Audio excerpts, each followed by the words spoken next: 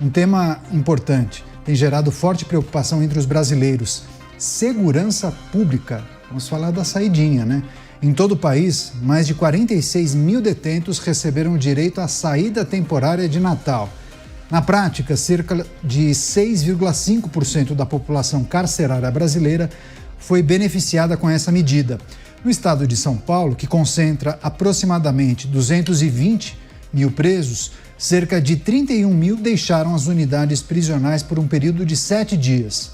É importante lembrar que o Congresso Nacional aprovou em maio de 2024 uma lei que extingue a saída temporária para visitas de familiares e ressocialização. No entanto, como a legislação não pode retroagir para prejudicar o condenado, a proibição passa a valer apenas para os presos condenados após a entrada em vigor da nova lei.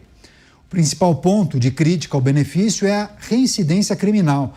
Presos que cometem novos delitos durante o período de saidinha, além daqueles que simplesmente não retornam ao sistema prisional após o prazo estabelecido pelo benefício. Chamar os nossos comentaristas, o Roberto Mota está ao vivo com a gente, já conectado nesse último dia do ano. Mota, seja muito bem-vindo. Vou aproveitar, o delegado Palumbo também em tela com a gente. Delegado, seja bem-vindo, viu? Uma ótima noite a você. Vou começar com o nosso Roberto Mota. Um dado importante que a gente precisa refletir, pelo menos é um balanço parcial. Mais de 46 mil presos receberam esse benefício, Mota. O direito à saidinha, que alguns defendem como um ótimo mecanismo para proporcionar a ressocialização. Muitos discordam. Por exemplo, ressocialização é uma fantasia ideológica. Não existe isso. O que existe é reabilitação. Mas o primeiro requisito para a reabilitação é a decisão do criminoso de não cometer mais crimes. Boa noite, Caniato. É uma honra estar aqui no último dia do ano, dividindo a tela com você, com o delegado Palumbo e a nossa querida audiência que nos acompanha durante todo esse tempo. Saidinha é o inacreditável direito que o criminoso brasileiro tem de sair da prisão enquanto está cumprindo pena, para passar feriados com a família. A única coisa certa é que ele sai da prisão. Se ele fica ou não com a família, bom, isso é o criminoso que decide. É terrível a gente ver o desfile de figuras na mídia, inclusive autoridades, defendendo saidinhas para criminosos com os argumentos mais falaciosos e inconsistentes. É um show de hipocrisia e deficiência moral quase suicida, movido a ideologia, desinformação e, em alguns casos, a muito dinheiro. Trouxemos nos últimos dias, inclusive, as informações dos balanços divulgados, né? Quantos foram capturados pela polícia após cometerem crimes? Deixa eu só enviar nossa saudação para o Acácio Miranda, também ao vivo aqui com a gente. Acácio, seja bem-vindo, viu? Ótima noite a você. Mais um que se junta aqui ao time dos Pingos nos Is. Deixa eu só passar para o delegado Palumbo. Delegado, você tem acompanhado, né, essas informações, o número de condenados, de detentos que foram capturados após cometerem crimes durante esse benefício. Enfim, no dia de hoje, esse balanço divulgado, mais de 46 mil presos tiveram direito à saidinha. E a cada dia do benefício a gente noticia, né? Teve um caso terrível no interior de São Paulo, uma tentativa de estupro contra uma idosa. E o camarada gozava do seu benefício da saidinha. Bem-vindo, delegado.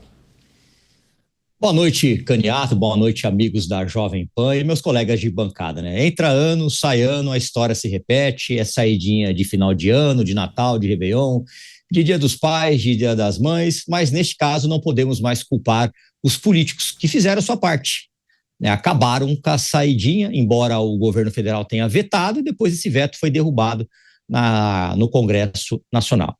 Eu acho que quem defende esse tipo de benefício deveria ficar na porta de uma cadeia e receber um preso desse em casa.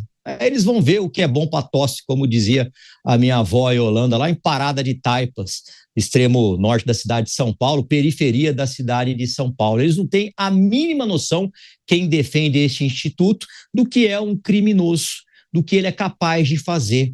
Um preso que sai, estupra uma senhora de idade, já não vale mais. A regra deveria ser sempre a mesma. Quer passar o Natal, o Réveillon, Dia das Mães, Dia dos Pais em casa, não cometa crime.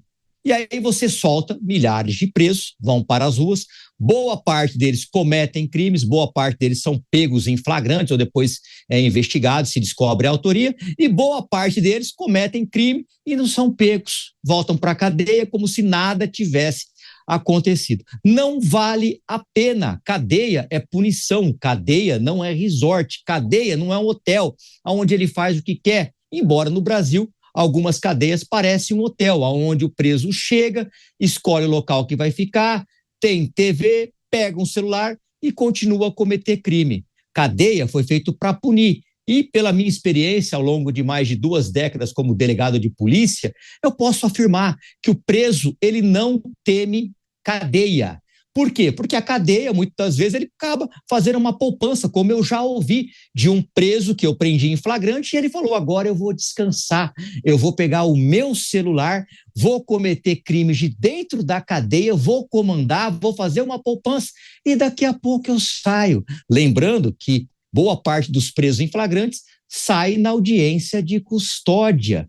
Olha o prejuízo, imagine a família dessa senhora que foi estuprada, imagine uma pessoa, uma mãe, um pai que perde um filho, vítima de latrocínio, porque um preso tem que sair na saidinha, ele tem que se ressocializar.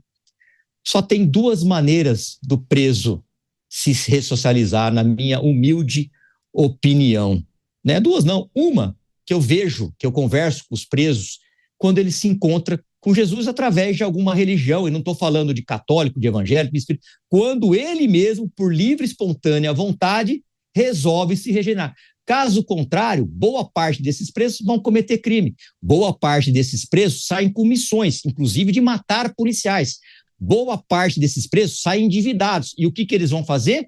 Eles não vão trabalhar, eles vão roubar, vão furtar, vão traficar, vão cometer crime e depois voltam para a cadeia. Não vale a pena. Repito, quem é favorável a essa saidinha, e são muitos, como o Mota mesmo falou, são aquelas pessoas criadas no carpete, que ficam romantizando o crime, que vê lógica no assalto, que acha que é normal roubar, muitas das vezes para tomar uma cervejinha. Essas pessoas defendem esse tipo de benefício. Mas, repito, leva para sua casa, aí você vai ver como é bom você ficar ao lado de um marginal, claro que eu estou sendo irônico, e aí talvez você mude de ideia. Ou então, quando você tiver um filho, uma filha, um parente, ou a sua avó estuprada por um marginal deste, Caniato. Pois é, o Acácio também aqui com a gente. Acácio, mais uma vez, seja muito bem-vindo, viu? Queria que você também discorresse sobre essa informação, esse número trazido no dia de hoje, compilado por alguns veículos de comunicação. Eu me lembro que muita gente acabou comemorando a aprovação daquela lei que extinguia com a saidinha, né? Lei aprovada em 2024. E essas mesmas pessoas se espantam quando a cada data festiva a gente traz esse tipo de informação. Nem todos tinham, né, o conhecimento de que a lei não iria retroagir, né? A lei aprovada acaba com a saidinha, mas não retroage para aqueles presos que já cumpriam pena antes da nova lei. Há algum tipo de possibilidade de alterar a legislação para que todos cumprissem essa determinação, ou é impossível? Vai ter que aguardar mesmo até que todos que já cumpriam passem o tempo devido na cadeia e daqui para frente talvez a situação mude? Boa noite, Caniato, boa noite, Mota, boa noite, Palumbo, e uma boa noite especial à nossa audiência.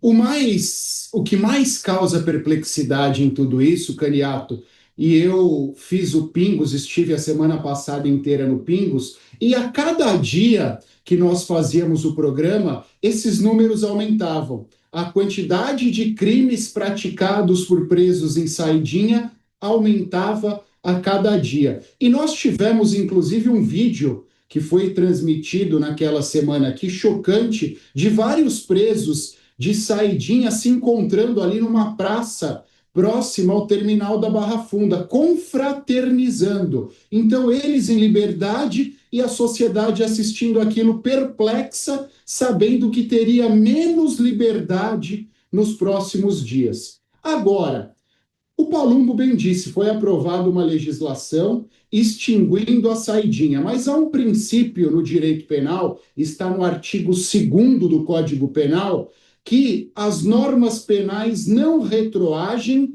salvo em benefício do acusado ou do condenado.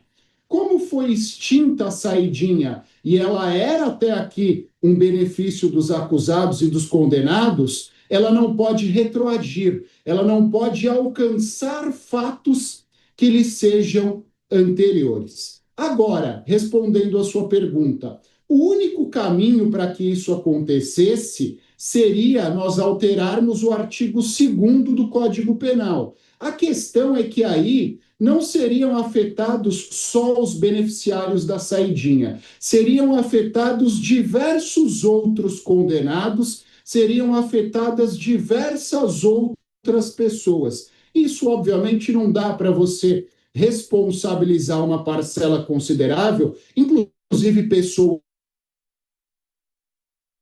Perdemos do bem, em virtude desses presos da saidinha. Acácio, a gente está com uma oscilação no seu áudio, não sei se o seu microfone ele está conectado via Bluetooth, se for, a nossa técnica vai verificar uma alternativa. Mas enquanto isso, deixa eu só passar para o delegado Palumbo, porque eu me lembro que essa discussão é antiga.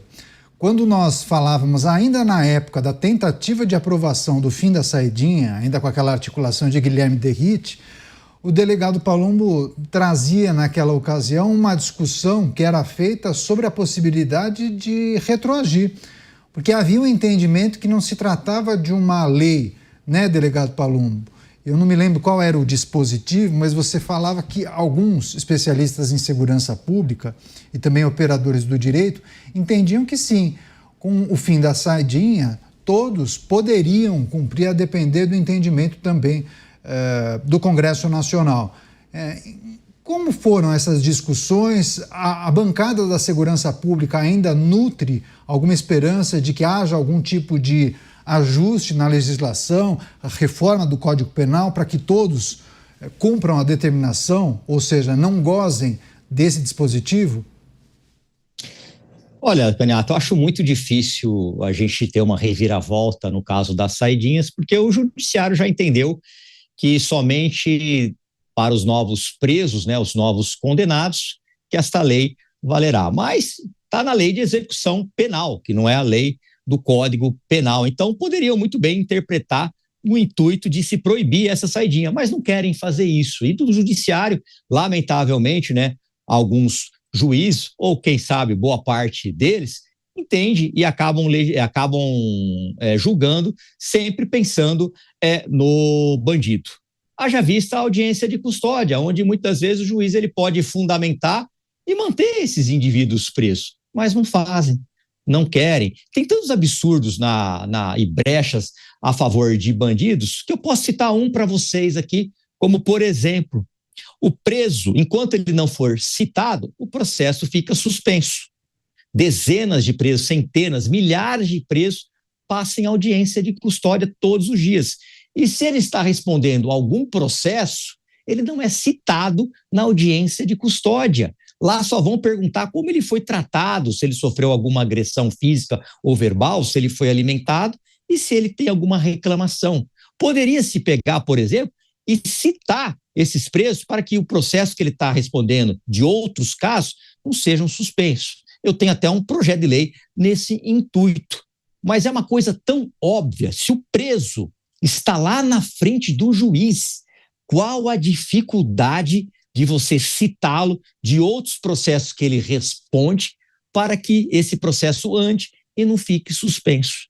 Infelizmente, boa parte desses juízes, eles foram criados no carpete, eles não têm a mínima noção do que é a criminalidade na rua. Então, eles estudaram a vida inteira, passaram num concurso dificílimo, e não é fácil ser juiz nesse país, e acabam aí se rendendo quando vê um preso, por exemplo, fazendo o gestinho de que está com frio porque o ar-condicionado está muito gelado, oferecendo um café, Se você perguntar para qualquer policial ou para as pessoas que convivem em sociedade de uma maneira normal, que não está cercada por segurança, ou que não vive na bolha de um apartamento luxuoso, ele vai entender aquilo como um absurdo, um assinte. Chega a ser aviltante quando você vê um juiz, por exemplo, mandar comprar um lanche, um servidor público comprar um lanche para o preso. Não é função do servidor público, é função do Estado.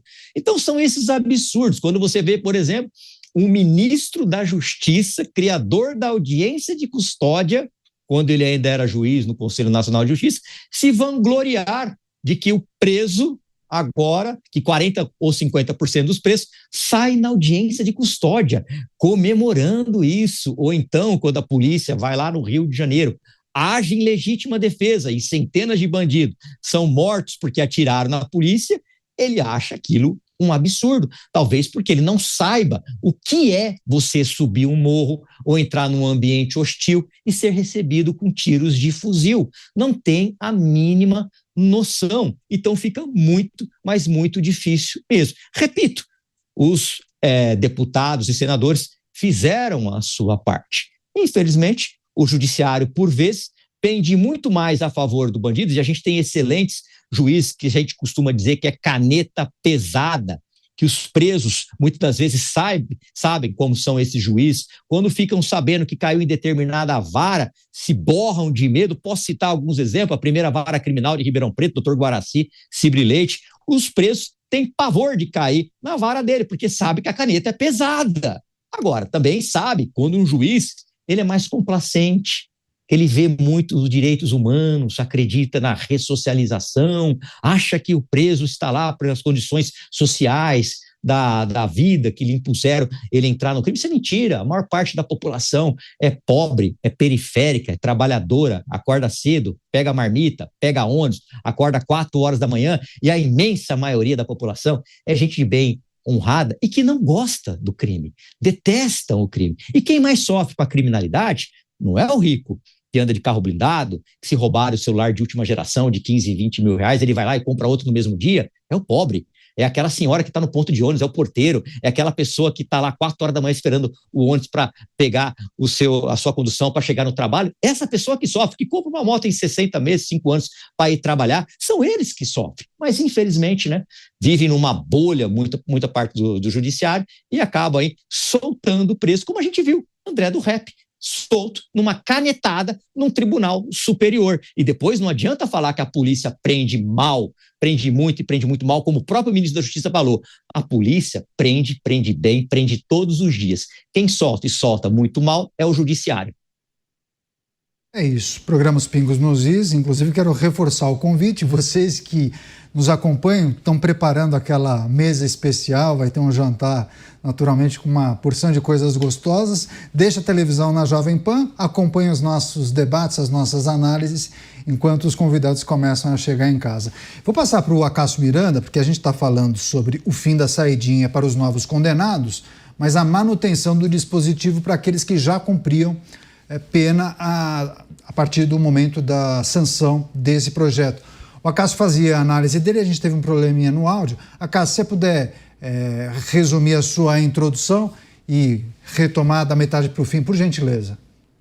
Não, exatamente, são esses os aspectos, Caniato. O artigo 2º do Código Penal, é importante, a gente concorda em gênero, número e grau com o que o Palumbo disse, vou só discordar num ponto. De fato, foi o judiciário que determinou essa aplicação, mas determinou a partir de uma perspectiva que a lei das execuções penais e o Código Penal são normas complementares. Então, até o artigo 120 do Código Penal, que são normas gerais, também são aplicadas à lei das execuções penais. Talvez, se nós tivéssemos uma norma intermediária, criado um meio termo aí, parasse em pé. Óbvio, isso seria submetido ao crivo do judiciário, e o Palumbo disse, bem disse, o judiciário já mostrou uma má vontade em relação a isso, inclusive.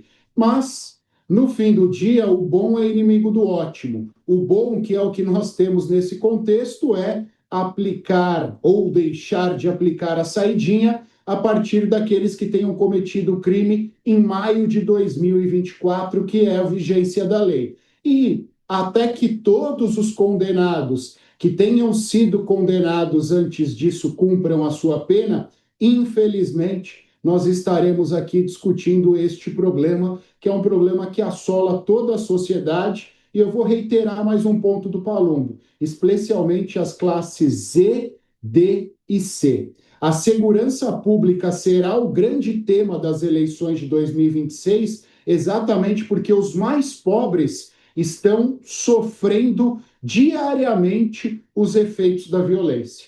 Então, nos resta, enquanto comunicadores, enquanto representantes, brigar para que essa situação melhore. E a única arma que a gente tem no fim do dia é o voto. Pois é, Mota, quando a gente fala de saidinha, parece que essa é uma faceta de um problema que é muito maior, né? O delegado Palumbo falou de outras iniciativas, dispositivos que são muito criticados, você, por vezes, acaba tratando também dessas questões, audiência de custódia, visita íntima, auxílio reclusão. Há quem diga que é preciso também alterar a legislação e tornar obrigatório o trabalho dos presos para que eles arquem com os custos da própria condenação. Há quem entenda que deveria ser destinado um volume muito maior de dinheiro para a construção de novos presídios. Enfim, quando a gente fala de desafios, o último dia do ano, a gente sempre trata de perspectivas, né? O que é preciso considerar em relação a essas pautas? O que para você lhe parece muito importante e factível, né? Porque há desafios que me parecem, nesse momento, inalcançáveis, né? Tudo muda quando mudarem as ideias, Caniato. O problema do Brasil, e eu estou agora firmemente convencido disso, não é um problema de lei, não é um problema de decisão de magistrado, não é um problema de proteção de direitos, não é problema de falta de investimento nas cadeias. O problema é a ideologia que assumiu o controle do sistema de justiça criminal do Brasil. Então a gente acha natural, normal, que criminosos presos por crimes brutais saiam da cadeia, porque é saidinha, a lei não pode retroagir, a não ser para beneficiar o réu. Mas e aquela senhora de 94 anos que sofreu uma tentativa de estupro por causa de um criminoso, de uma saidinha, e aquele capitão da PM que levou 2 tiros na cabeça por um criminoso numa saidinha em Belo Horizonte? A gente poderia listar aqui centenas. E aí você rebate isso com o argumento, não, mas veja, a lei não pode retroagir só para beneficiar o réu.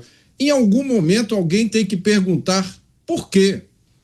Em algum momento a gente tem que perguntar em que altar nós estamos sacrificando a vida dos brasileiros, a vida dos idosos, a vida dos jovens. O Brasil é um país onde o sujeito mata pai e mãe, e aí ele sai da cadeia no dia dos pais e no dia das mães.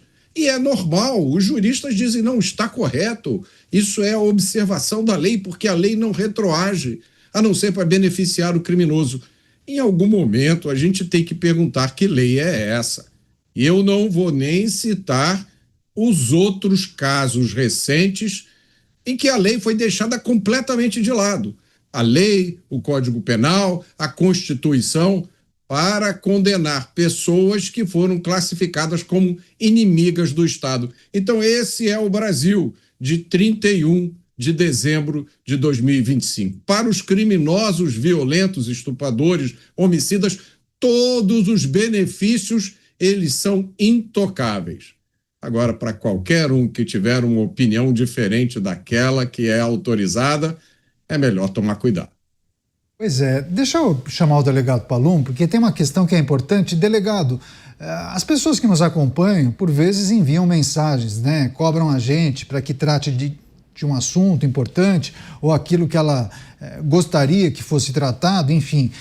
Quando a gente fala de segurança pública e quando você participa aqui no nosso programa, a gente sempre discute questões importantes. Queria que você compartilhasse com a gente como é que está qual é o sentimento, principalmente da bancada da segurança pública. Um ano eleitoral é sempre mais difícil, né, de você conseguir avançar com esses projetos mais sensíveis. Qualquer parlamentar, ele não quer se comprometer com a sua base e gastar energia porque muitas vezes ele está envolvido ali no processo eleitoral, né? Então, nem sempre dá para avançar com um projeto crucial como esse, de uma alteração importante da legislação, enfim. Mas você mencionou audiência de custódia. Várias vezes falávamos sobre visita íntima. Também auxílio reclusão, vocês já discutiram várias vezes. Me lembro que em uma última iniciativa houve uma discussão sobre a possibilidade de redução da maioridade penal. Enfim, desses temas que envolvem a questão de segurança pública, também a legislação penal, o que lhe parece possível nos próximos anos? Como a bancada de segurança pública deve se debruçar para tratar dessas questões? Caniato, eu acho que neste governo vai ser muito difícil a gente ter uma mudança brusca, porque ele já deixou bem claro, tão claro quanto a luz solar, tão claro quanto 2 são 4, que ele não quer. Tanto é que vetou a saidinha. Qual o motivo de se vetar a saidinha? Claro que não queria desagradar o seu próprio público, depois nós derrubamos. Mas eu acho que seria de muita importância e seria fundamental a gente acabar com a progressão de regime. Olha o tanto de casos de feminicídio que tem se noticiado na mídia. Todos os dias, 4 mulheres perdem a vida. A pena do feminicídio chega a 40 anos. No papel, ela é maravilhosa, 40 anos de cadeia. Mas está aqui o doutor Acácio. Ele sabe muito bem também, o próprio Mota, que não fica 40 anos. Ele vai cumprir uma partezinha da pena e vai para a rua. E não vai ser um pedaço de papel que a mulher vai na delegacia, uma tornozeleira que vai proteger a mulher. Agora eu te pergunto, e tem muito agressor de mulher assistindo o programa, de rádio, no YouTube, muita gente, inclusive já ouvi relatos aí de presos que escutam a Jovem Pan de dentro da cadeia, né? Eles estão ligados. Se ele soubesse que fosse ficar preso 40 anos, como eu pergunto para todo preso, se você soubesse que ia ficar preso 40 anos por ter roubado, do começo ao fim da pena, você ia roubar? 100% me responde. Eu acompanho os trabalhos da Polícia Civil, da Polícia Militar, da própria GCM, 100% me responde. Não cometeria o crime, mas ele sabe que tem a audiência de custódia, ele sabe que depois ele vai conseguir algum benefício e vai sair, ele sabe que ele vai ter a progressão de regime. Então a gente tem que acabar com a progressão de regime. O preso tem que entender que cadeia é para punir e que ele vai ser punido. Então, pegou 40 anos a pena do feminicídio, vai ficar 40 anos preso. Ele vai pensar 10 vezes, espera um pouquinho, se eu bater, se eu matar, eu vou ficar 40 anos preso. Eu não vou cumprir 10 anos, 12, 13 e vou para a rua. Aquele assassino que arrastou a menina, que perdeu as 2 pernas, depois sofreu no hospital e morreu no Natal, ele é jovem. Daqui 10, 12, 15 anos ele está na rua. Ele vai arrumar outra mulher. Se ele pegasse 60 anos de cadeia e fosse ficar 60 anos de cadeia, ele ia pensar 10 vezes antes de sair, porque ia servir como exemplo. Mas como eu falei, o preso está antenado, ele tem rede social, ele acompanha a rádio, ele acompanha a TV, ele vê todos os dias os presos saindo na audiência de custódia, ele vê todos os dias progressão de regime, ele vê Suzana von Richthofen, que matou os pais a paulada, solto, fazendo faculdade, daqui a pouco se candidata a algum cargo eletivo e ganha. É isso que o preso vê e é isso que fica na mente dele. O crime compensa no Brasil por causa dessas atitudes. Então, ou a gente entende que bandido tem que ser punido, e punido em todos os sentidos. Eu sou autor, por exemplo, de um projeto de lei para acabar com a visita íntima. Cadeia não é motel. Pensasse 10 vezes antes de cometer um crime, você não está lá para ser beneficiado com 4 refeições por dia, queimar o colchão, depois te dar um colchão novo, enquanto muita gente está debaixo de ponte e a Unesco carrega a carroça, você vai ser punido. E se você queimar o colchão, você vai dormir na pedra, ou então você vai trabalhar para comprar outro. Mas aqui não, nossa, o preso tem que ter 4 refeições por dia, tem que ter uma refeição balanceada. Dão bananinha para preso. Ah, não é a fruta também dão, é o docinho. Dão um docinho de bananinha para o preso, afinal de contas ele precisa de um docinho. Você tem que dar para ele uma picareta e uma enxada para ele trabalhar em obra pública e vai pagar a sua comida. Mas não pode, porque tem muito político que acha isso um absurdo. Tem muito político que acha isso desumano. Não. O que é humano para esse povo que defende bandido? Um cara sair na saidinha e pegar uma senhora de mais de 90 anos e tentar estuprá-la? Isso é humano? Ou um cara, um imbecil, um feminicida que arrasta uma mulher e depois, quando ele é entrevistado, ele põe a algema aqui e fala: eu sou trabalhador, senhor. Esse cara tem que apodrecer na cadeia. E o mais grave de tudo, né, mais grave do que a morte da menina não tem, mas também é grave. Quando ele passa em audiência de custódia, o juiz pergunta o que aconteceu. E ele fala que apanhou. E aí a promotora espécie esse ofício para a corregedoria para ferrar os policiais. Mas ela se esqueceu de mencionar para esse criminoso sobre o crime de denunciação caluniosa prevista no Código Penal, cuja pena pode chegar a 8 anos, que significa, se você acusa alguém que você sabe que é inocente, você vai responder por isso, crime de denunciação caluniosa. Mas em nenhum momento a sua excelência, senhor juiz, e a sua excelência, senhora promotora, alertaram o preso sobre isso. Preferiram mandar para a corregedoria para ferrar o policial. Eles podiam ter feito o alerta. Olha, você está acusando os policiais. Se isso não for provado, você pode pegar uma pena de 8 anos. Então são 40 mais 8. 48 anos. Você tem certeza do que você está falando? Você tem certeza que você vai sustentar isso? Mas não fazem isso. Eu mesmo, experiência própria, já fui parar na corregedoria mais de 5, 6, 7, 8 vezes, porque a empresa reclamou de mim, que eu fui grosseiro, que eu fui estúpido, né? Eu contrato preso como tem que ser tratado mesmo, como criminoso. Eu não fico passando para ele casaquinho nem dando cafezinho, não. Reclamar na corregedoria. Fui absolvido de todas elas. Mas nenhum preso respondeu por denunciação caluniosa por ter me acusado falsamente. Isso é um absurdo, Caniato. Você, Acácio, quais outras iniciativas deveriam ser tratadas como prioridade pelos nossos legisladores quando a gente olha para a legislação penal, para a lei de execução penal, enfim, o que é preciso considerar como muito importante ou fundamental para você nos próximos 2 ou 3 anos? 3 os aspectos principais, Caniato. Primeiro, tem toda essa discussão se pode ou não pode a redução da maioridade penal, e eu vejo a solução para isso como muito fácil. Hoje, o período de internação compulsória é de 3 anos, estabelecido pelo Estatuto da Criança ou do Adolescente.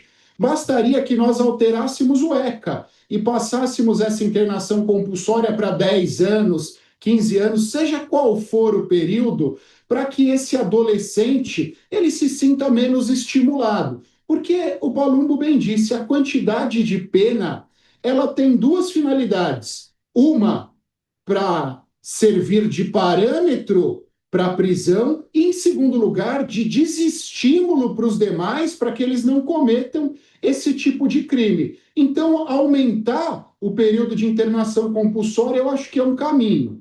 Em segundo lugar, a questão do trabalho do preso. A nossa Constituição de 88, quando veda o trabalho do preso, ela leva em consideração o que nós tínhamos em 88. Tinha aquele ranço da ditadura militar que tinha acabado e pensava-se nos presos políticos, não na criminalidade organizada que nós temos hoje. Talvez para os presos políticos o trabalho forçado não fosse condizente, mas com os faccionados hoje, com os membros de organizações criminosas, é necessário o trabalho. Se a gente tem a pretensão de ressocializar, o trabalho é o primeiro caminho. O trabalho tem o ditado que diz que só o trabalho dignifica o homem. Alguém que vai ficar 24 horas por dia olhando para o teto não vai ser estimulado a nada. Pelo contrário, ele vai ficar ali maquinando só o mal. Se ele está trabalhando, se ele está se submetendo às mesmas agruras que o resto da sociedade se submete, ele vai entender minimamente que há um caminho diferente daquele. Pode ser que não dê certo, mas pelo menos ele está deixando algo útil para a sociedade. Em terceiro lugar, eu sou entusiasta dos presídios federais e do RDD. Eu sei que é muito difícil, mas na minha cabeça, o RDD, o regime disciplinar diferenciado, tinha que ser a regra. Quando a gente olha para o RDD, onde o preso fica numa cela individual, tem que se submeter à disciplina, ele está mais perto efetivamente do que é uma pena. Hoje, quando ele fica lá apinhado de amigos, falando besteira e jogando no celular, ele obviamente não está entendendo a gravidade da resposta que a sociedade tem que dar para ele. Então, eu acho que são esses os 3 caminhos. Os 2 últimos são mais difíceis, porque tem uma questão constitucional que, repito, em 88 e hoje, o tipo de criminoso que se tinha é muito diferente. Não dá para a gente dar os mesmos direitos e as mesmas garantias se mudaram tanto os criminosos. Em segundo lugar, o RDD envolve estrutura, financeiro, é mais complexo. Mas eu acho que algo que é muito simples e poderia ser mudado é a questão da quantidade de internação, o período de internação aos menores infratores. 3 anos é muito pouco. Mude-se para 10, mude-se para 15, para algo que seja. É só mudar uma lei ordinária, é um quórum simples para que seja feita essa alteração. Fica aí até uma sugestão para o Palumbo, para que seja apresentada essa proposta, porque eu acho que a sociedade, em relação aos menores, ainda se sente muito desamparada. Rápida parada para você que nos acompanha pela rede. Mas nós seguimos aqui com as principais notícias do dia. O Acácio acabou concluindo a análise dele, falando ou compartilhando uma ideia para o delegado Palumbo. Quer só fazer um complemento, delegado Palumbo? Gostou da sugestão do Acácio? Isso poderá ser colocado em algum projeto no ano que vem? Não, uma excelente ideia, já tem projetos nesse sentido lá em Brasília. O problema é que muitas vezes os presidentes de comissões, né, que têm um viés político ideológico, que acabam defendendo bandidos, eles simplesmente não colocam em pauta esses projetos e não andam. E a população fica sem entender. Fica, mas o que vocês estão fazendo lá? Eles não entendem o processo legislativo e não entendem que muitas vezes nós ficamos na dependência de um presidente de uma comissão, passa na comissão de segurança, todos esses projetos passam, porque a maioria dos membros da comissão de segurança são formados por policiais, tanto da policial civil, federal, policial militar, então passa tranquilamente. Mas aí quando vai para outra comissão, dependendo do presidente, e não anda. O próprio presidente da Câmara dos Deputados, né, tem diversos projetos de lei lá que poderiam atender os anseios da sociedade, que é ter mais segurança, votar em regime de urgência, por exemplo, para se pautar logo, para tramitar rapidamente, mas não. Lá em Brasília eu já vi, né, fiquei até revoltado, que passou em regime de urgência para se mudar o nome de uma ponte. O que interessa isso, mudar o nome de ponte? Interessa para a família, que vai ter o seu familiar lá exposto no nome da ponte, muito provavelmente para esse político que vai depois angariar votos dessa família. Só isso, não interessa para nada, mas é isso. Infelizmente, lá em Brasília, tem um poder ali paralelo lá que o povo não consegue entender. Eu mesmo muitas vezes fico revoltado com isso e não se pauta os projetos de interesse. O que mais aflige a sociedade é a insegurança pública e a saúde pública, que está uma calamidade pública. É importante a saúde. É importante isso que o delegado Palumbo acaba nos explicando, porque o presidente da Câmara, ele tem o poder para colocar os projetos em votação no plenário, né? Nas comissões tem o presidente de cada comissão que determina quais são os projetos que vão ser votados ou não. E quem estiver nos acompanhando, assista um dia pela TV Câmara uma comissão, para vocês verem como funciona. Muitas vezes a leitura ela é feita de um jeito que você mal entende. Projeto, blá, blá, blá, parecendo um locutor esportivo, né? Tem os deputados que concordam permaneçam como estão. Aprovado. Daí vai para o próximo, né, delegado? Muitas vezes é um processo que não parece que contempla o entendimento de todos, né?